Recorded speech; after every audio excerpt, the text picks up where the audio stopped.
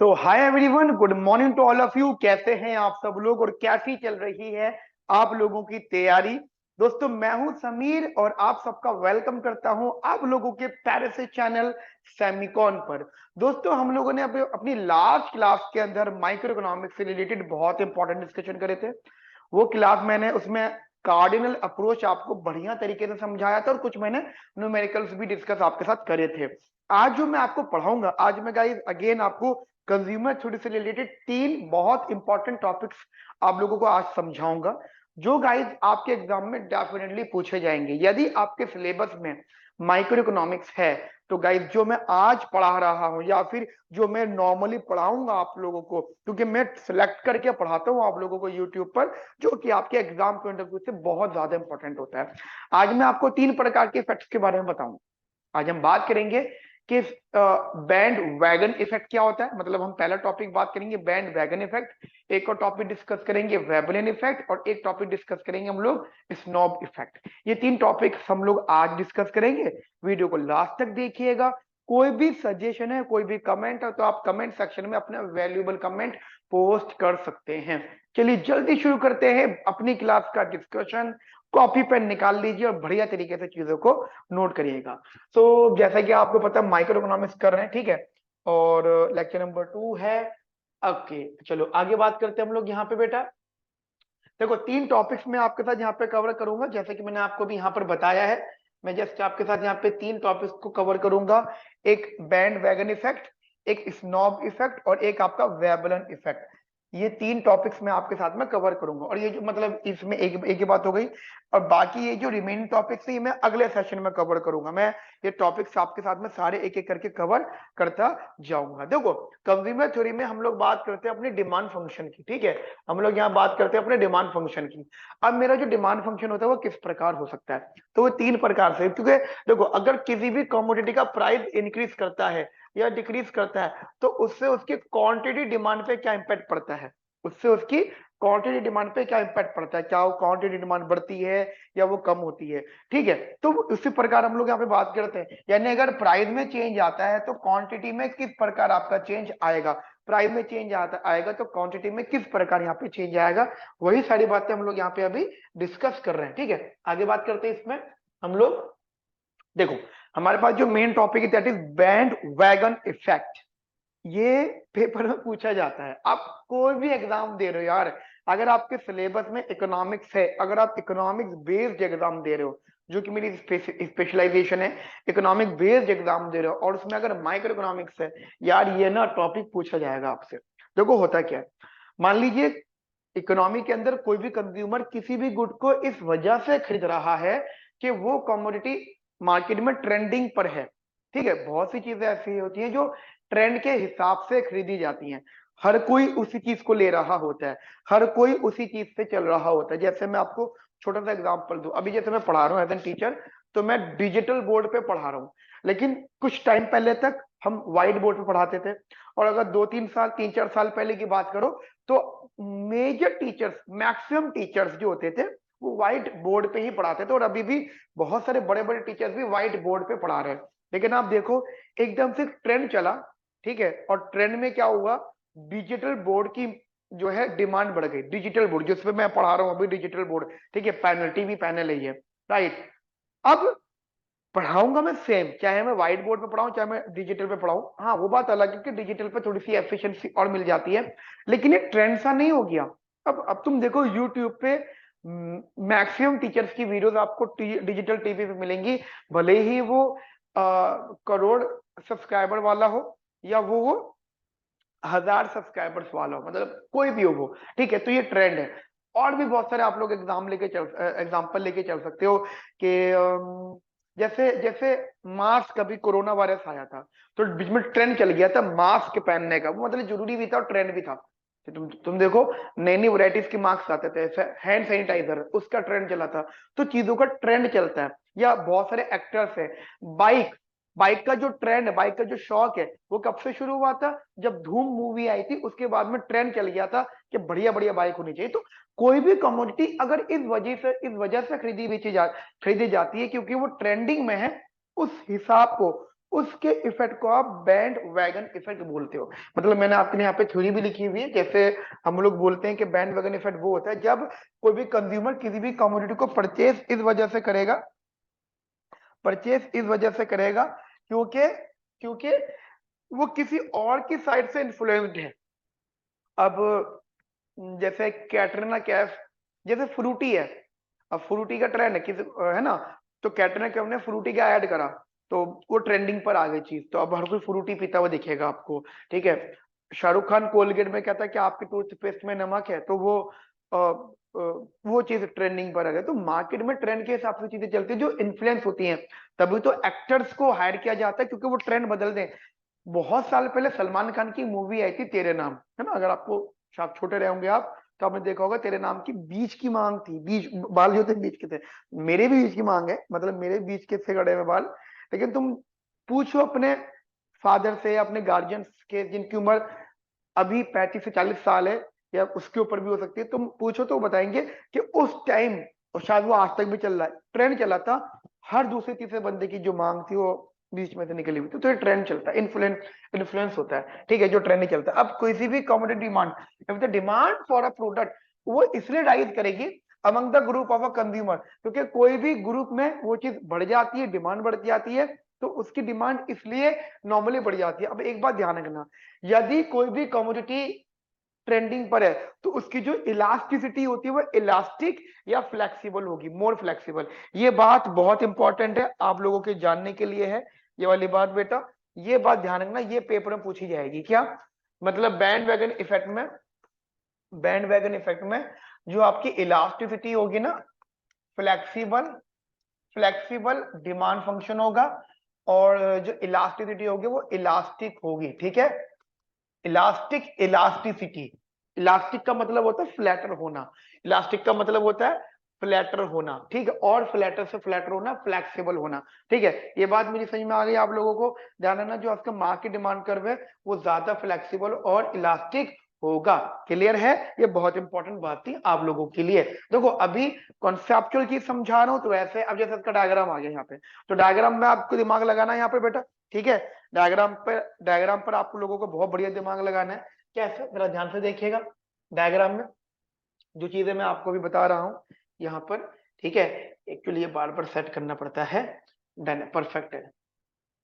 देखो normal demand function ये वाला है, कलर ब्लैक ले लूं फिलहाल, नॉर्मल डिमांड फंक्शन ये वाला है, चलो रेड भी सही है।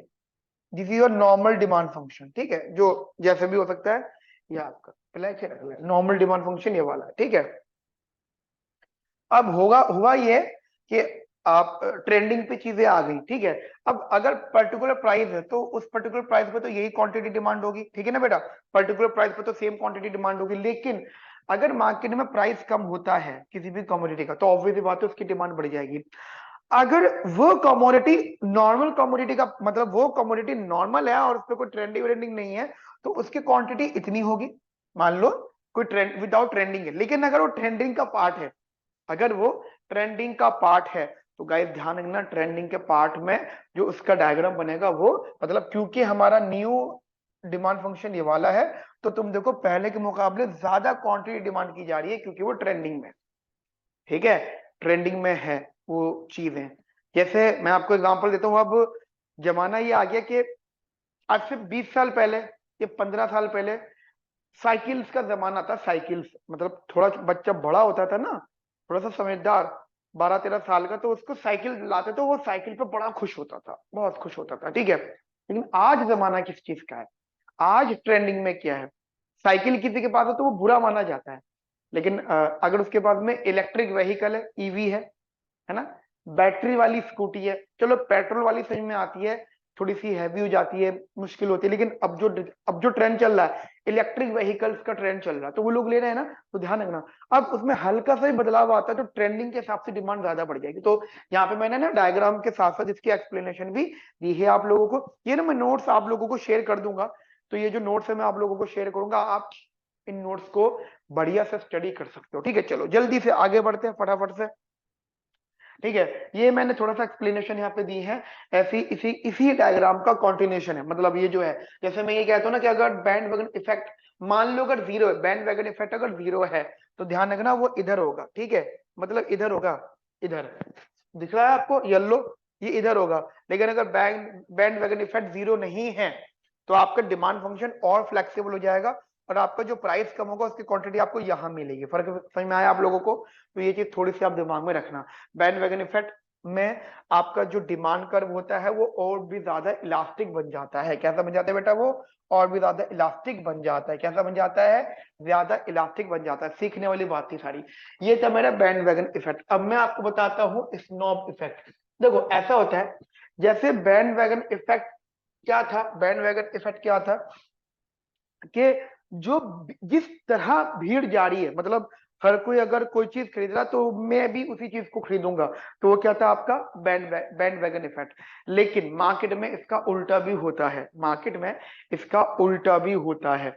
जैसे आपको पता लग रहा है कि बहुत सारे बच्चे ऐसे हैं, बहुत सारे बच्चे ऐसे जिनके पास में इलेक्ट्रिक व्हीकल है। कुछ 10 दोस्त हैं, 10 में से 9 लोगों के पास में इलेक्ट्रिक व्हीकल है। मतलब अगर स्कूटी हो तो वो बैटरी वाली हो, छोटे बच्चे हो। इवन अब तो छोटी छोटी बाइक भी बैटरी वाली है। अब साइकिल का जमाना बिल्कुल गया। अगर उनमें से एक बच्चा साइकिल ले आता है तो जमाने से हटके जी रहा है। तो कोई भी कंज्यूमर अगर किसी भी उस कमोडिटी को कंज्यूम करता है जो जमाने से अपोजिट होती है, जमाने से हटके होती है, ठीक है, उसको हम बोलते हैं स्नॉब इफेक्ट। मतलब अगर कमोडिटी के प्राइस कम होते हैं, ठीक है, कमोडिटी के प्राइस कम होते हैं तो ध्यान रखना उसकी जो क्वांटिटी डिमांड है उसमें भी कम बदलाव आएगा, क्योंकि वो जमाने से हटके उसको क्राउड नहीं ले रहा। यहाँ पे मैंने टर्म में लिखा भी है कि snob effect is present when a consumer seeks to set themselves apart from the crowd by purchasing items that are not currently in vogue or favoured by those they associated with. वो जिन लोगों के साथ में जुड़ा हुआ है, consumer जिन लोगों के साथ में जुड़ा हुआ है, उनके अगर अपोजिट जाके किसी भी कमोडिटी को खरीदता है, जैसे मैंने आपको इलेक्ट्रिक व्हीकल, हम लोग अपने हम लोग अपने थोड़े से उम्रदराज लोगों को कह देते ना घर में, जैसे दादाजी हैं, दादी जी हैं ना, जैसे जैसे आज की डेट में मोबाइल फोन का ट्रेंड क्या है? स्क्रीन वाला, मतलब टच स्क्रीन है ना। नॉर्मल सी बात है, टच स्क्रीन है, इसमें कोई दो राय तो है ही नहीं। नॉर्मल सी बात है बेटा, ये है। अब मैं ये कह रहा हूं आपको कि अगर कोई भी कीपैड वाला फोन लाता है, कीपैड वाला, है ना, जिसमें नंबर्स वगैरह लिखे हुए होते हैं, तो हम क्या कहेंगे कि जमाने से उल्टा चल रहा है ये। तो वह अगर लेकर आ रहा है तो ध्यान रखना, जैसे कि मैंने बोला ये हमारा डिमांड फंक्शन, ये हमारा नॉर्मल डिमांड फंक्शन है। तो ध्यान रखना ये हमारा स्नॉब इफेक्ट का डिमांड फंक्शन होगा। ठीक है, ये हमारा स्नॉब इफेक्ट का डिमांड फंक्शन होगा। ये जैसे P1 है और मान लिया मैंने P2, और अगर प्राइस में बदलाव आता है तो ये Q1 था, ये Q2 है और ये Q3 है। मान लीजिए नॉर्मल प्राइस चेंज होता है, तो अगर हम लोग नॉर्मल डिमांड फंक्शन को फॉलो करें, मतलब वो नॉर्मल है ना, ट्रेंडी है ना अपार्ट फ्रॉम ट्रेंडी है, तो वो उसकी डिमांड तो इतनी होगी, है ना। लेकिन अगर ये अपार्ट फ्रॉम ट्रेंडी या अपार्ट फ्रॉम क्राउड है, ठीक है, या ट्रेंडी से अपोजिट है, अपोजिट है, जाना ना, अगर ये अपोजिट है तो अपोजिट में क्या होगा बेटा? डिमांड उसकी पहले के मुकाबले कम होगी, ठीक है, यानी इतने कम डिमांड होगी। वो क्यों होगी? क्योंकि इसका प्राइस क्या हो गया बच्चा? कम हो गया। समझ में आई मेरी बात आपको? बढ़िया तरीके से ये चीज दिमाग में रखना, बहुत ज्यादा इंपॉर्टेंट है। मैंने यहाँ पे बताया भी है जो हमारा जो बैंड वैगन इफेक्ट होता है ये इसका उल्टा होता है, ठीक है, बैंड वैगन इफेक्ट का ये उल्टा होता है। जैसे इसमें मैंने डायग्राम में एक्सप्लेनेशन यहाँ पे दी है साथ में, ये ना आप स्लाइड्स को ले लेना, आप मुझे कमेंट सेक्शन में कमेंट कर सकते हैं। वैसे तो मैं पोस्ट कर दूंगा, यदि अगर मैं नहीं कर पाया तो आप कमेंट सेक्शन में डिमांड कर सकते हैं, ठीक है। वैसे मैं ट्राई करूंगा कि इस नोट्स को भी मैं पोस्ट कर दूं, ठीक है। चलो आगे बात करते हैं। देखो डायग्रामेटिकली ये है हमारा नॉर्मल डिमांड फंक्शन, ठीक है ना बेटा, ये है हमारा नॉर्मल डिमांड फंक्शन, ठीक है, ये हमारा नॉर्मल डिमांड फंक्शन है, ये वाला, ठीक है जी, ये वाला हमारा नॉर्मल डिमांड फंक्शन है, दिस वन, ठीक है। और अब क्या हुआ प्राइस में? बेसिकली अब क्या हुआ, हमारा स्नॉब इफेक्ट है। स्नॉब इफेक्ट में जो डिमांड फंक्शन होता है, जो न्यू बनता है, वो थोड़ा सा लेस इलास्टिक होता है, ठीक है, लेस फ्लेक्सिबल होता है और लेस इलास्टिक होता है, थोड़ा सा ये इनवर्ट। जैसे बैंड वैगन में आउटवर्ड था, बैंड वैगन में कैसा था? वो ऐसा था, जैसे ये नॉर्मल, तो ये वहां बन गया। और आज कैसा है, आज ये ऐसा, मतलब ये इनवर्ड शिफ्ट हो रहा है, ये आउटवर्ड शिफ्ट हो रहा है। ये बात सही में आ गई। बस ये बात आपको बहुत ज्यादा ध्यान रखनी है, बहुत ज्यादा आपको ये बात बेटा ध्यान रखनी है, ठीक है। चलो इसके डायग्राम, ये जो मैंने डायग्राम बताया इसके मैंने एक्सप्लेनेशन भी दी है, ठीक है, ध्यान रखना। यहाँ पे बैंड वैगन इफेक्ट में, यहाँ पर बैंड वैगन इफेक्ट बेटा यहाँ पे 0 होगा, क्योंकि हम इसके अपोजिट बात कर रहे हैं, we are talking in opposite sense. Bandwagon effect अगर हमने यहाँ पे 0 माना, और अगर मान लो लोग अगर स्नॉब्स हैं तो वो अपनी डिमांड को कम करेंगे, ठीक है, डिमांड को अपनी बेसिकली क्या करेंगे, कंपैरेटिवली कम करेंगे, उनकी डिमांड थोड़ी कंपैरेटिवली क्या हो जाएगी, कम। समझ में आई मेरी बात आपको बढ़िया तरीके से। एंड आफ्टर दैट जनरली ध्यान रखना, जो इसका न्यू डिमांड फंक्शन बनेगा, जो इसका न्यू डिमांड फंक्शन बनेगा वो कैसा बनेगा बेटा, that is more in elastic, या तो लेस इलास्टिक कह सकते हो, या फिर आप इसको मोर इन इलास्टिक भी कह सकते हो। याद रहेगी बेटा आपको मेरी बात, मतलब मैं ये कह रहा हूं अगर आपका बैंड वैगन इफेक्ट है, बैंड वैगन इफेक्ट है, तो वहां पे आपका जो डिमांड फंक्शन बनेगा वो कैसे बनेगा, मोर इलास्टिक, मोर इलास्टिक। कैसा बनेगा बेटा, मोर इलास्टिक। याद रहेंगे बातें आपको, कैसा बनेगा बेटा, मोर इलास्टिक बनेगा। लेकिन यहाँ पे अगर ये स्नॉब इफेक्ट है, स्नॉब इफेक्ट है, तो आपका डिमांड फंक्शन कैसे बनेगा, more inelastic, more inelastic. ये पेपर पॉइंट से बहुत ज्यादा इंपॉर्टेंट है दोनों ही बातें, एग्जाम पॉइंट ऑफ व्यू से बेटा ये दोनों ही बातें बहुत ज्यादा इंपॉर्टेंट है, दिमाग में रखना ये सब बातें। ये हमारा हो गया स्नॉब इफेक्ट। अब इसके बाद में अगली बात हम लोग यहाँ पे क्या करेंगे, दैट इज वेबलन इफेक्ट। अब ये बहुत इंपॉर्टेंट है पेपर पॉइंट से भी, वेबलन इफेक्ट, ठीक है।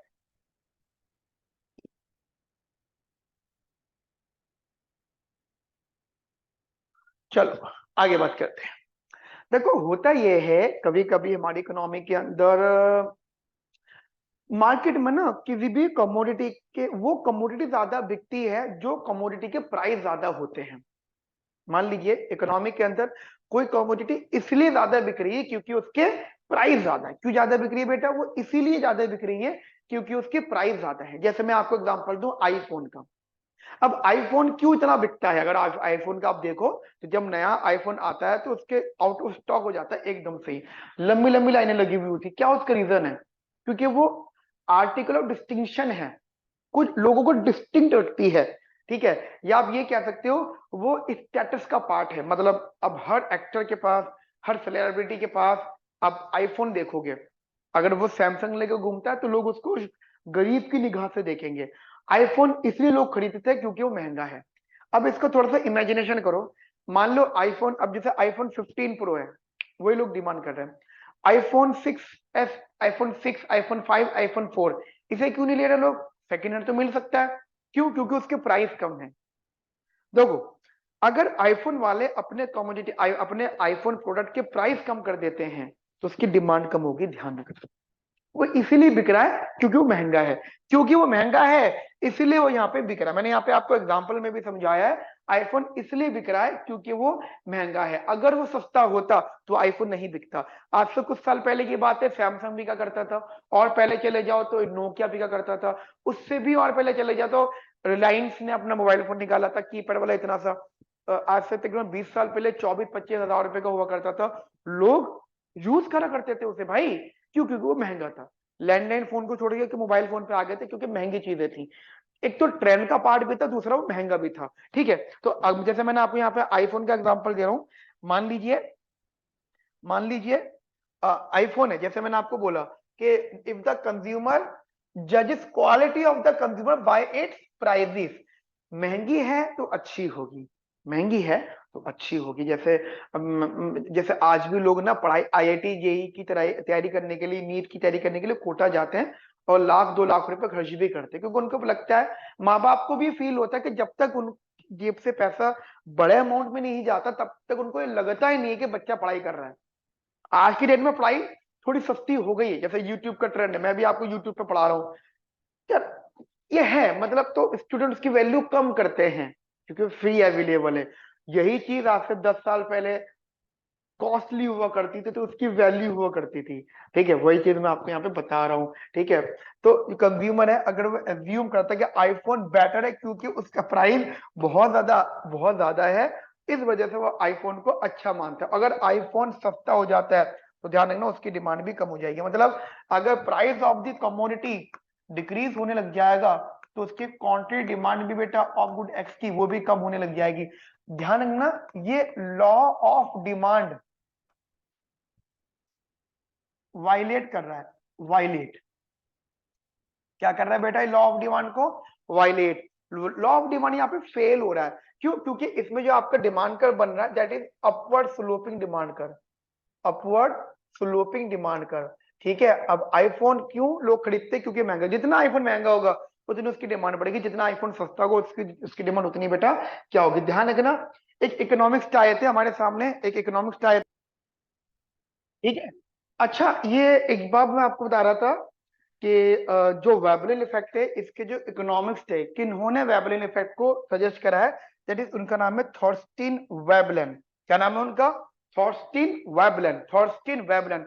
कॉपी के टॉप पे लिख लेना इस बात को, क्या बोला मैंने? थॉर्स्टीन वेबलन। ये बहुत इंपॉर्टेंट है, ये इकोनॉमिक्स थे जिन्होंने वेबलन इफेक्ट को बताया। क्या नाम है इनका? थॉर्स्टीन वेबलन। जब आप पेपर दोगे तो आपके पेपर में बात पूछी जाएगी इकोनॉमिक्स के नाम, तो शायद ये बात पूछ ली जाए, तो नाम याद रखना थॉर्स्टीन वेबलन। ठीक है, तो एक ये छोटा सा डिस्कशन है वेबलन के बारे में।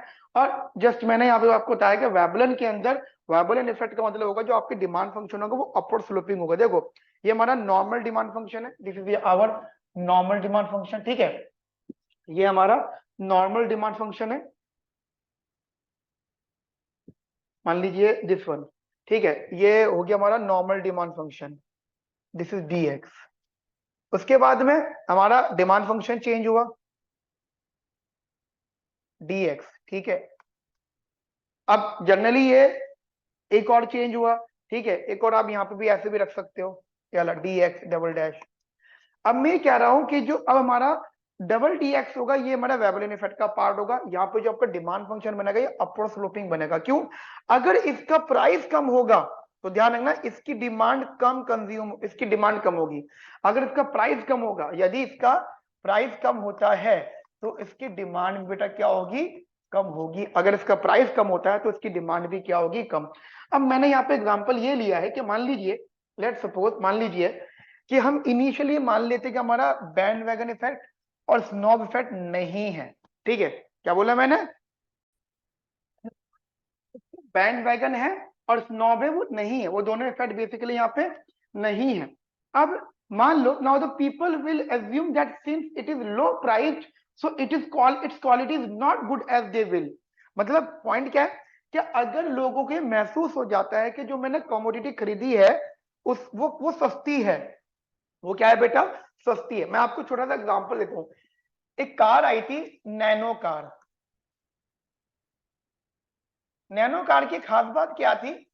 वो चीप थी। जब वो आई थी तो ऐसा लग रहा था कि वो चीप नहीं, वो चीपेस्ट है। क्या है वो चीप नहीं, वो चीपेस्ट है ना, चीपेस्ट। उस टाइम वो 1 से 1.5 लाख रुपए की कार थी।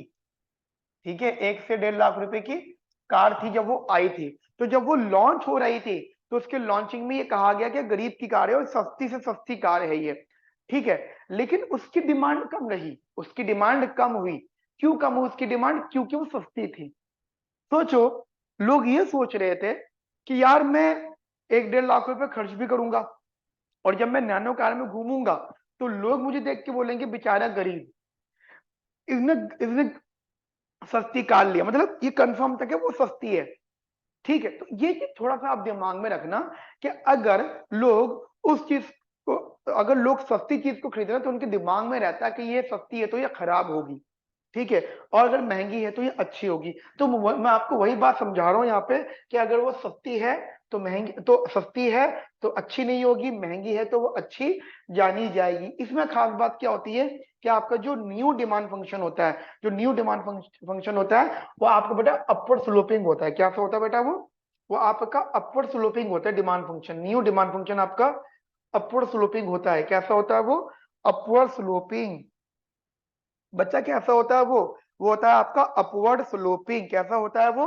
वो होता है आपका अपवर्ड स्लोपिंग। अपवर्ड स्लोपिंग, वो आपका अपवर्ड स्लोपिंग होता है जहां पे लॉ ऑफ डिमांड वायलेट होने लग जाता है। लॉ ऑफ डिमांड बेटा वायलेट होता है। तो बस ये ध्यान रखना है, पेपर पॉइंट से बहुत ज्यादा इंपॉर्टेंट है। तो ये हमारा है वेबलन इफेक्ट। क्या है बेटा ये हमारा, this is our Veblen effect. ऐसे हमने दोनों प्रकार की इफेक्ट की बात यहाँ पे कर ली। ठीक है, 3 प्रकार के इफेक्ट्स हमने यहाँ पे डिस्कशन कर लिए। तो ये इसके बारे में थोड़ी सी एक्सप्लेनेशन है, ये जो नोट्स में है आप नोट्स में देख सकते हो, ये स्लाइड्स हैं।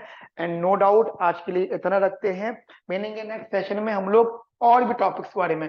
मतलब नेक्स्ट सेशन में मैं आपके साथ ये डिस्कस करूंगा। मैं आपको अभी बता रहा हूँ, अगर आप तैयारी करके आना चाहें तो आ सकते हैं। नेक्स्ट क्लास के अंदर मैं बेटा ये वाले टॉपिक्स आपके साथ डिस्कस करूंगा, दीज टॉपिक्स। ठीक है, ये वाले टॉपिक्स कौन कौन से टॉपिक डिस्कस करूंगा मैं, प्राइस कंजम्पशन कर, डेरिवेशन डिमांड कर, इनकम कंजम्पशन कर, एंजल कर, और इनके बारे में। ठीक है, इनकी इलास्टिसिटी, इन सब चीजों के बारे में। ठीक है, मिलते हैं नेक्स्ट क्लास में। Have nice day, thank you, bye bye, take care.